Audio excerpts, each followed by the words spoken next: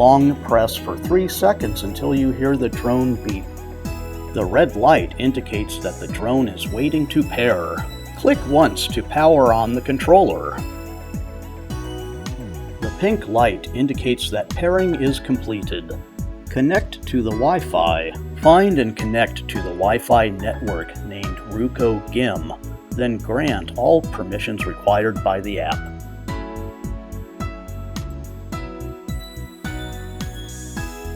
Follow the app's prompt and start the compass calibration. Rotate the drone for 2 circles horizontally. Then rotate the drone for 2 circles vertically. Calibration is now complete. Please put the drone on a level surface and start gyro horizontal calibration. Move the left and right joysticks to 1 o'clock and 11 o'clock, and the drone will automatically complete the horizontal calibration and search for a GPS signal. Then set the flight parameters when the search is completed.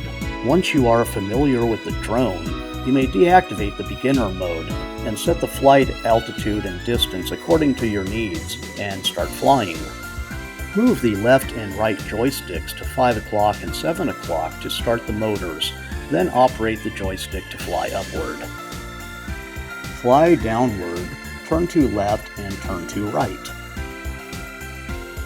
Fly forward and backward, fly to the left and to the right. Click the record button to start and stop recording. Adjust the camera angle by rolling the gear.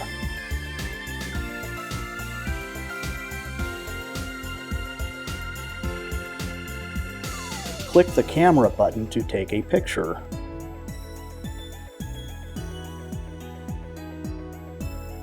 Click the RTH button once and the drone will return to the takeoff point and land. After the drone is powered on, click the takeoff button on the app. The drone will take off automatically. Click it again and the drone will automatically land.